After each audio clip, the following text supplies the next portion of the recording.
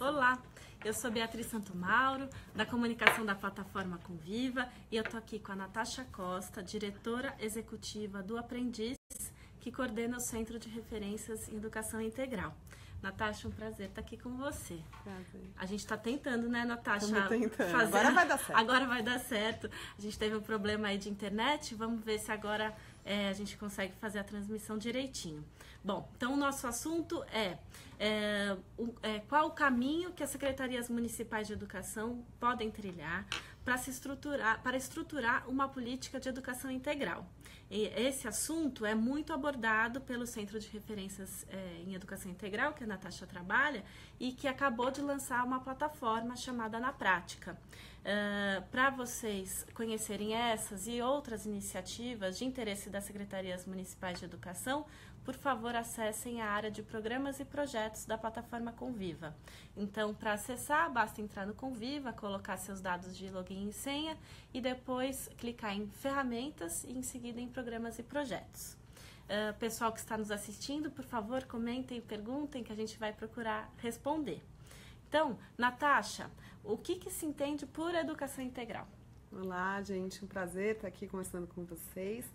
Bom, a educação integral é para nós, no Centro de Referências em Educação Integral, uma concepção, ou seja, ele não é uma modalidade e nem se refere somente à questão da jornada ou à escola de tempo integral. Ela é uma concepção orientadora de qualquer prática ou política de educação que tenha como elementos centrais o entendimento de que o estudante tem a centralidade no projeto educativo.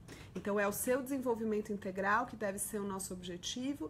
Isso significa que não é apenas a aquisição de conhecimentos escolares, mas é a garantia, é o olhar e a garantia de condições para o seu desenvolvimento pleno. Desenvolvimento do seu corpo, das suas emoções, da sua sociabilidade, desenvolvimento cultural e o desenvolvimento intelectual. Então, é na associação, é no olhar para essa multidimensionalidade, e aí isso significa oferecer uma multiplicidade, uma diversidade de oportunidades educativas, de interações com agentes, com espaços, e a integração dos territórios como elemento fundamental para o reconhecimento das identidades e perspectivas de futuro dos estudantes que estão aí, portanto, no centro das nossas preocupações e de todo o nosso projeto. Joia. E o que é a plataforma Na Prática? Quais são os parceiros e como que as secretarias de educação podem utilizar a plataforma? Legal. A plataforma Educação Integral Na Prática, ela nasce dentro do Centro de Referências em Educação Integral, que é um programa que articula uma série de instituições, de institutos e fundações, de organizações sociais, a Unesco, também tem colaboração com universidades, com outros portais de educação, outros produtores de conteúdo de educação, pesquisadores, enfim, escolas. Então, é uma plataforma que articula uma série de atores que têm interesse em discutir esse tema. E o Na Prática nasce de uma pergunta que a gente vinha recebendo já há alguns anos, que é como faz? Como é que a gente faz, então, para colocar de pé uma política de educação integral orientada e coerente com esses princípios? Então, para responder essa pergunta, a gente foi ver na prática como é que os gestores públicos brasileiros, em especial os municípios brasileiros, a gente pesquisou mais de 40 e depois elegeu 8 municípios que viraram de fato o nosso foco de aprofundamento e 3 estados que haviam desenvolvido políticas que tinham coerência, guardavam coerência com os nossos princípios. Então, a gente fez essa pesquisa e sistematizou um percurso que procura apoiar a implementação. Esse percurso está organizado em 7 etapas e essas etapas estão, o conteúdo dessas 7 etapas tem a ver com conceitos e também com instrumentos práticos que permitam às equipes das secretarias e às equipes das escolas formular e implementar a política e práticas de educação integral nas escolas. Então, é isso que a plataforma Na Prática oferece. Todo esse conteúdo está disponível na plataforma online, ele é inteiramente gratuito e de livre uso para qualquer pessoa. Certo, então para acessar, até a Gleise está perguntando para a gente qual é o endereço da plataforma, o acesso então é no www.educacauintegral.org.br/na-prática. Então vou repetir, www.educacauintegral.org.br www.na-prática. E eu vi no material do Na Prática que a concepção de educação integral dialoga com 4 grandes princípios. Então, equidade, sustentabilidade, inclusão e contemporaneidade. O que são esses princípios e como que eles dialogam com a educação integral? Tá.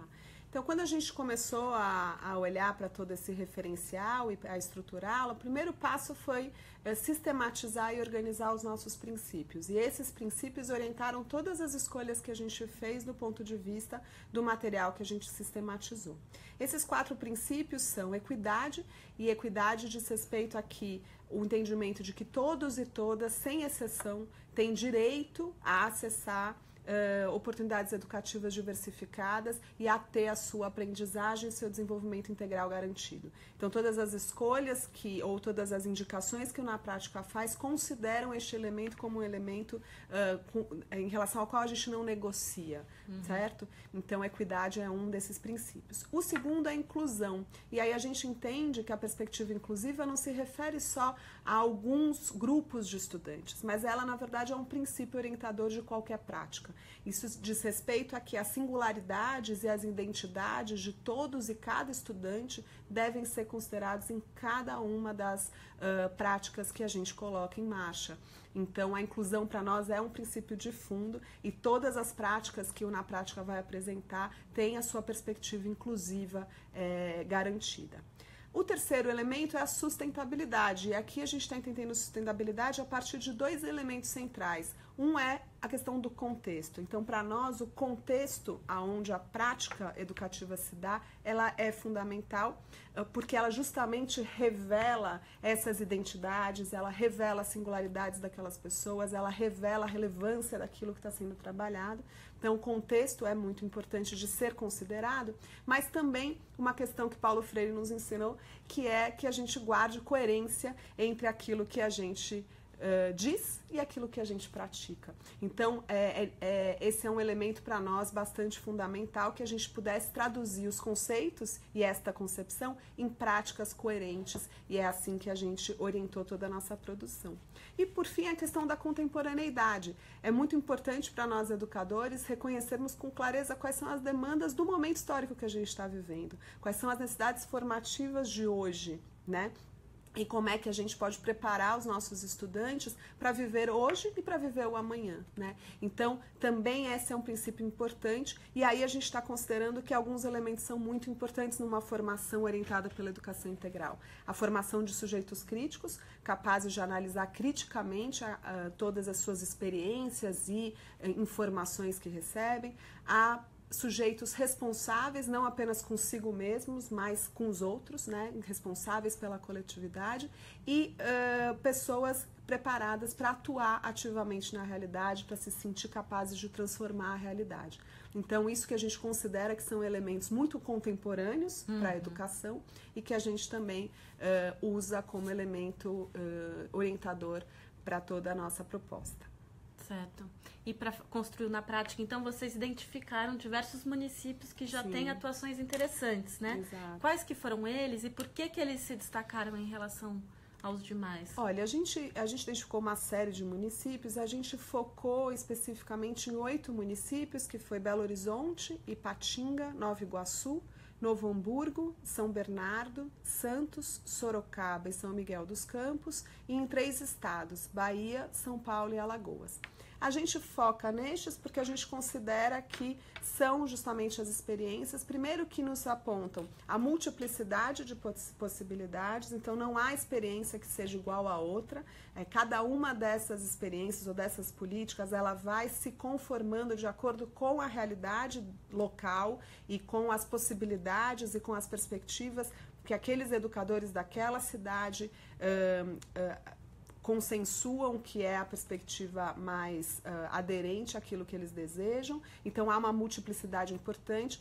Há também uma perspectiva de a gente olhar para a regionalidade, né? O Brasil é um país muito grande, é muito diverso, então era importante também ter, de alguma maneira, uma amostra representativa do território nacional. E também são experiências que tiveram tempos de desenvolvimento mais alargados, ou naquelas que não tiveram um tempo tão alargado, como é o caso de Belo Horizonte, que já há mais de 14 anos acontece, mas que produziram instrumentos muito bons, assim, como é o caso de Nova Iguaçu, que foi uma experiência mais curta, mas que produziu instrumentos e referências muito consistentes e muito avançadas, inclusive, para o seu tempo. Qual exemplo, por exemplo, Natasha, o que eles fizeram de bacana? No caso de Belo Horizonte constituiu o programa Escola Integrada, que faz toda uma associação, então amplia a jornada escolar, usando no tempo do contraturno, usando espaços da cidade, então parques, clubes, praças, enfim, espaços da cidade, e articula uma série de agentes da cidade, como universitários e agentes culturais das comunidades, nesse percurso formativo. Então, há uma ampliação muito significativa dessas interações e uma integração muito densa entre a escola e a cidade nessa perspectiva de uma ampliação, de uma diversificação de oportunidades para as crianças e para os adolescentes. No caso de Nova Iguaçu, o trabalho intersetorial foi muito forte. Então, houve uma articulação de políticas, e isso é muito importante para a educação integral, porque quando a gente adota, quando a gente tem como perspectiva o desenvolvimento integral, muitas vezes a escola sozinha como instituição, ou qualquer outra instituição educativa, tem limitações em relação a todas as possibilidades e necessidades.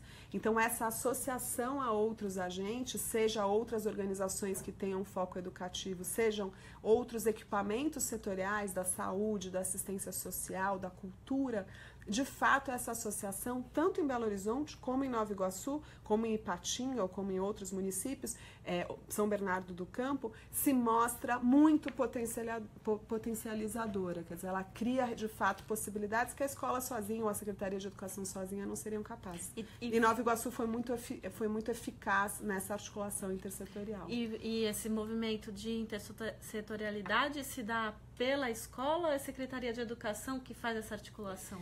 Ambos, né? Então, quando que a gente vê que no desenho dessas políticas existe uma institucionalidade, quer dizer, há uma articulação do poder público que desenha já a política nessa perspectiva intersetorial, e há também por parte da escola na construção do seu PPP e na construção das suas práticas e da sua rotina, a integração desses agentes.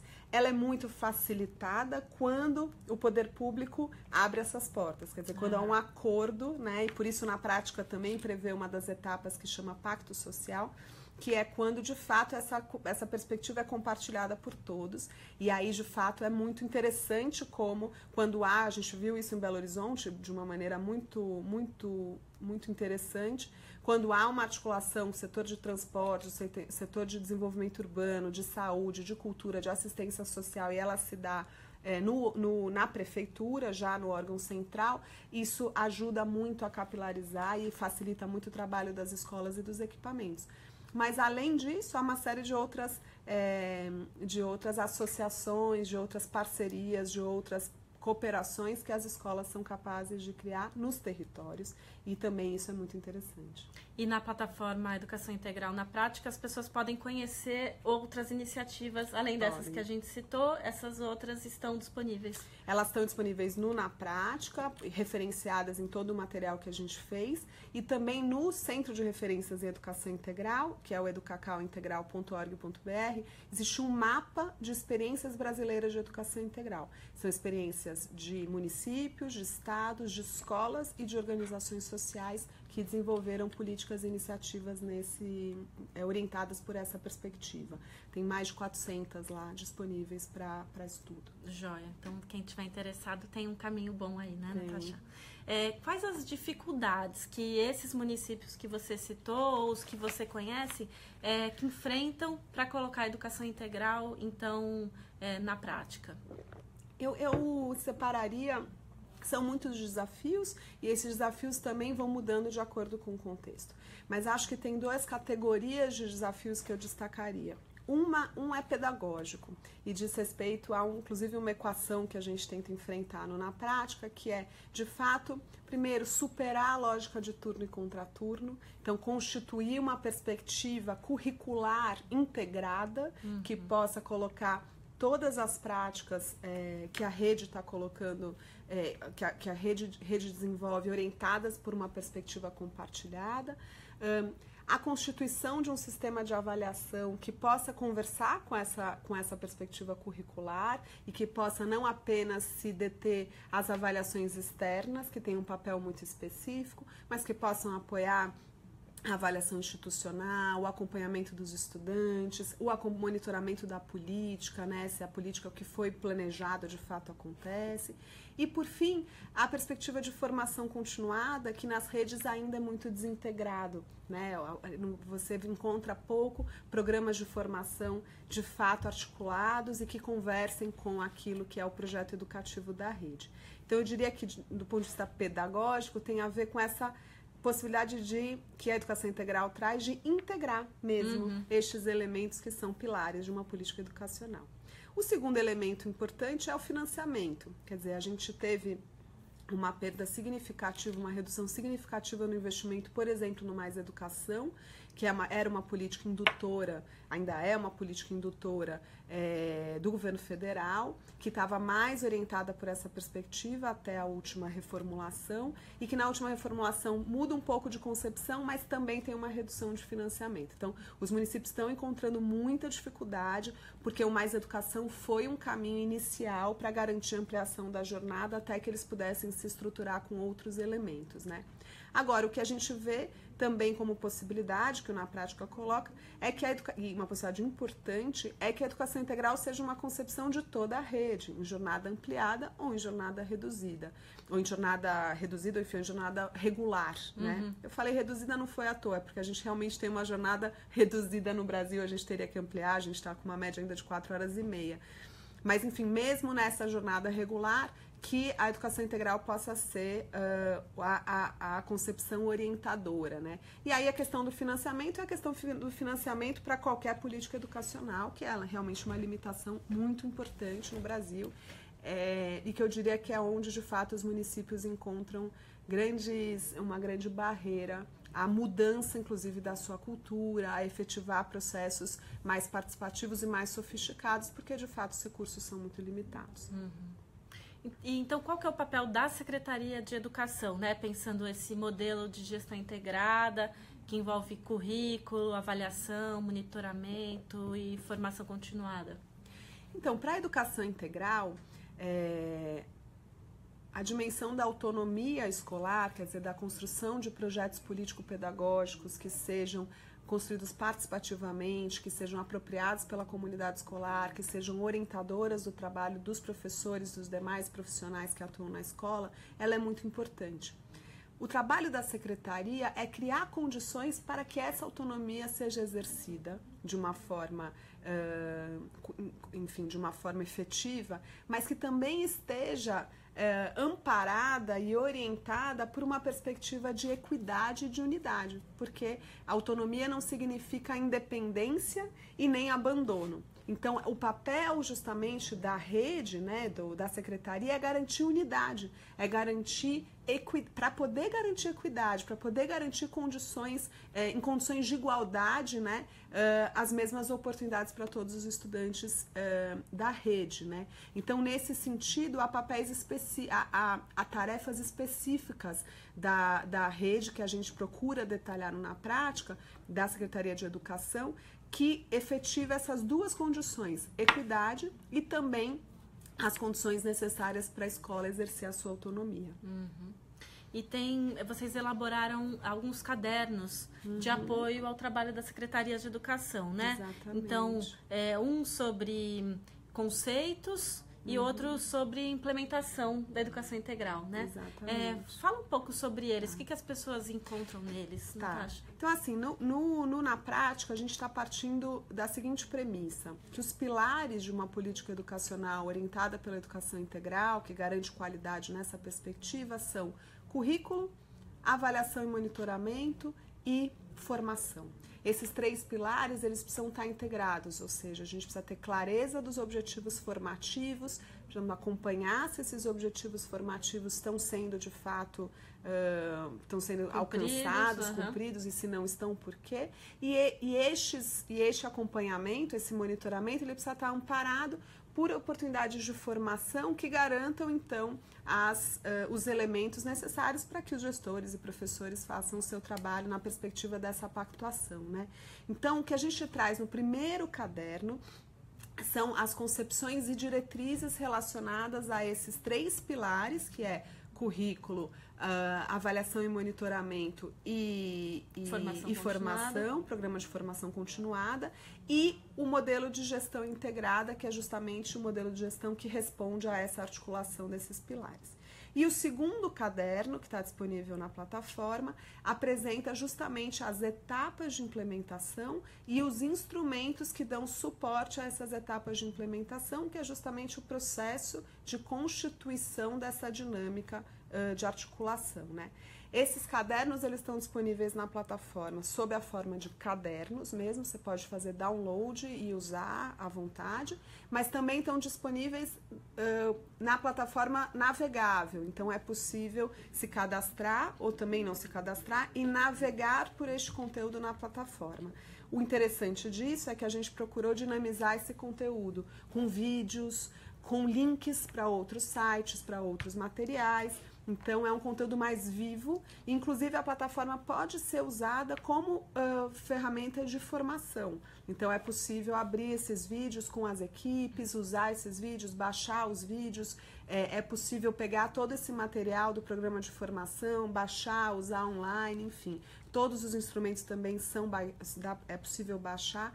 Mas essas 2 formas que esse material todo está disponível, os cadernos e a plataforma navegável. Joia, a gente colocou aqui nos comentários do vídeo os links dos cadernos, então se vocês preferirem acessar.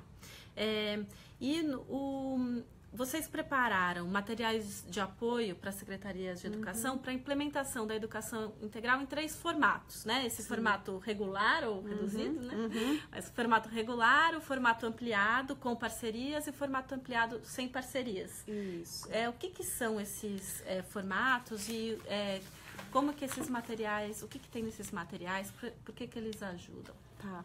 Então, o que a gente foi, na nossa pesquisa, né, no campo, o que a gente foi vendo é que as secretarias municipais de educação, elas foram optando por alguns caminhos para a implementação da educação integral.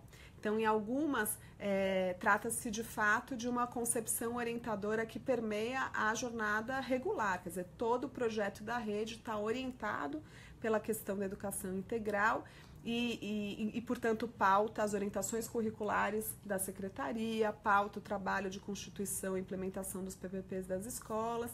Então, existe essa modalidade, vamos chamar assim, esse caminho, que é a educação integral na jornada regular, que a gente acredita que todo mundo pode fazer. Quer dizer, essa é uma possibilidade para todos, em qualquer tamanho de rede, que, de fato, essa seja a perspectiva adotada. Além disso, há algumas redes que decidiram ampliar a jornada.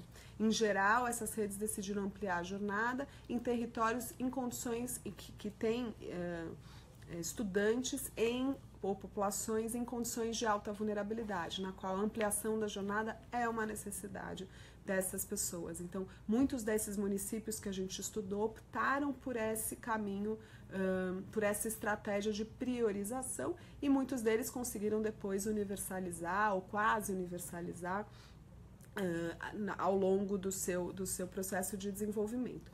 E essa ampliação de jornada nesses municípios, o que a gente vê é que tem 2 possibilidades. A jornada ampliada com parcerias, então parcerias de organizações sociais, universidades, agentes comunitários, que é, por exemplo, o caso de Nova Iguaçu, de Belo Horizonte,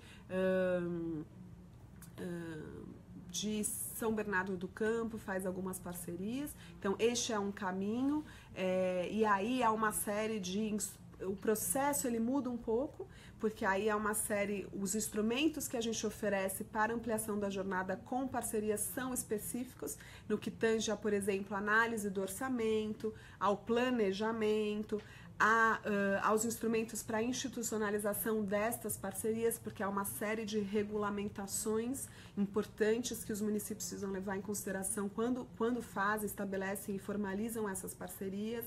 O programa de formação, nesse caso, também tem alguns outros módulos voltados para a formação dos agentes das organizações sociais ou esses outros agentes, né? E o monitoramento e avaliação também vão trazer, também esse pilar vai trazer alguns instrumentos para o acompanhamento de todo esse ecossistema, que aí não é mais só a escola, mas também são esses territórios. Então, é essa especificidade deste caminho da ampliação com parcerias. E existe também a ampliação da jornada sem parcerias. E aí é com os profissionais da rede, né? E aí a gente também oferece instrumentos específicos que são para analisar o orçamento, quer dizer, ver qual é a viabilidade, para quantas escolas, em que territórios, que subsidiam também planejamento, que subsidiam também a formação dos agentes envolvidos, né?